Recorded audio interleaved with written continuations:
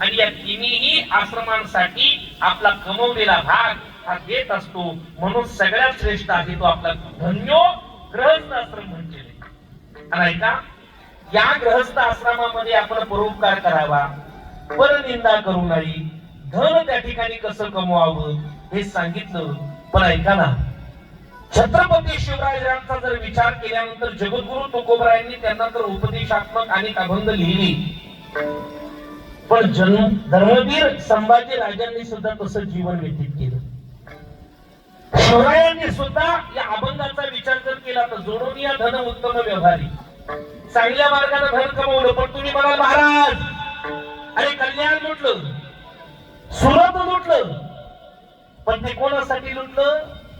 ज्या यमनांनी त्या ठिकाणी आपल्या महाराष्ट्रातील, आपल्या भारत मातेतील असणाऱ्या माता मावल्यांवरती अनाचार केले, अत्याचार केले, आणि त्यांच्याकडनं त्या ठिकाणी घेऊन या समाजासाठी तुम्ही कधीतरी विचार करा.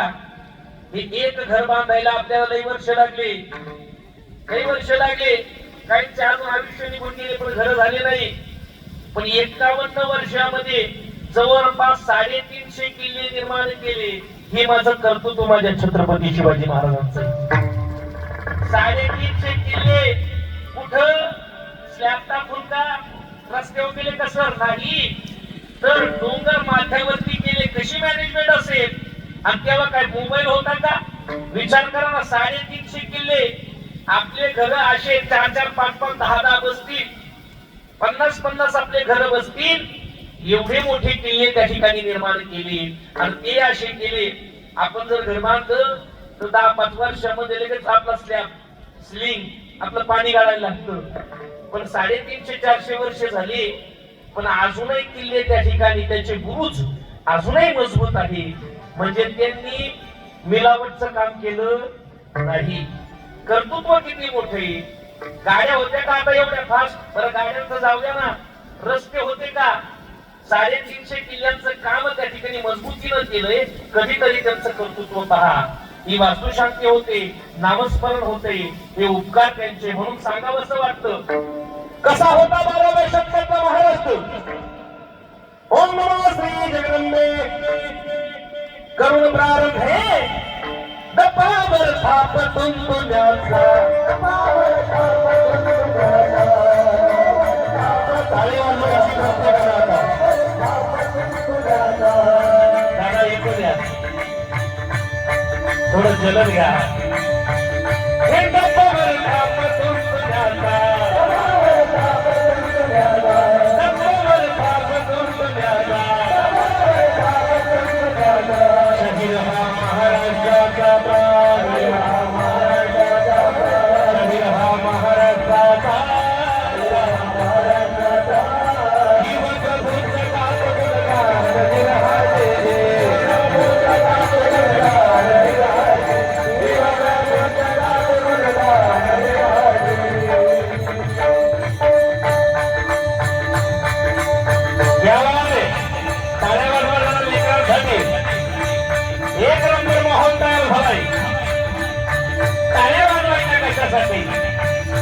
या भारत देशामध्ये आम्ही जन्माला म्हणून आलोय.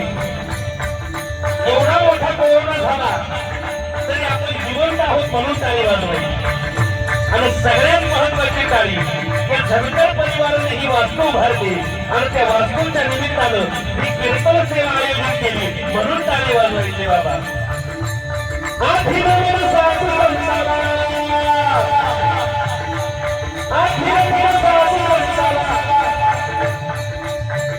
एक झाला रामदास झाला रामदास झाला तुकार हमदार के नाम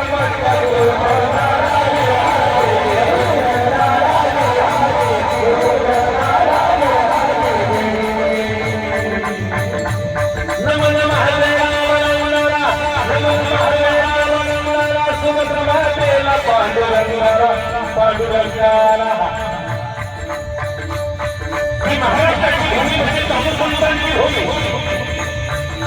ज्ञानोबा आहे, तुकोबा आहे, महाराष्ट्राच्या भूमीला मिळाली आणि आपला सुद्धा उत्कर्ष झाला. बाबा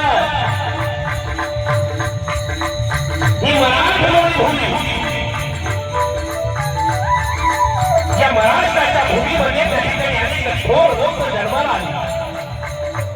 म्हणून या महाराष्ट्राची जडणघडण झाली बाबा.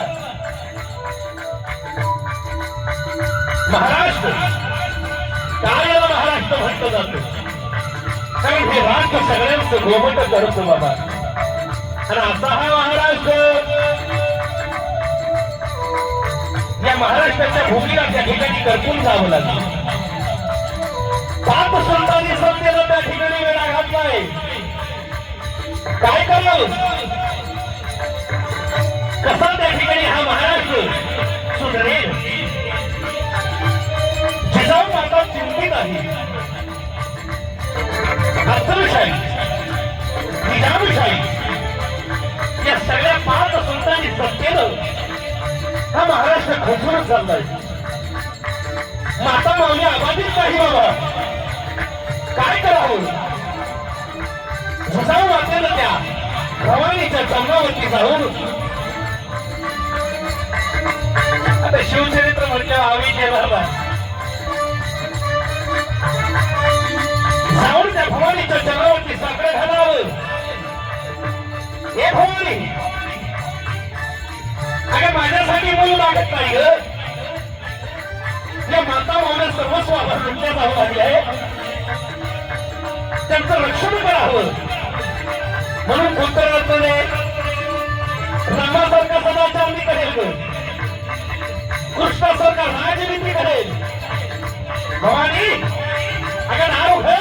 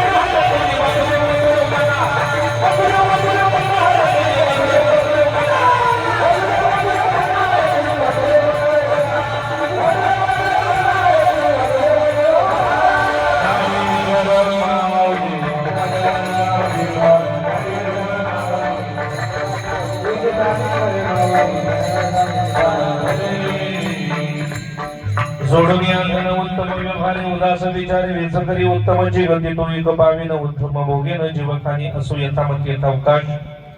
संपूर्ण झणकर परिवारातील ही स्वप्नपूर्ती, हे अलौकिक असं असणारं त्या ठिकाणी स्वप्न त्यांच्या संपूर्ण कष्टातून अट्टहासातून पूर्ण होतंय आणि त्या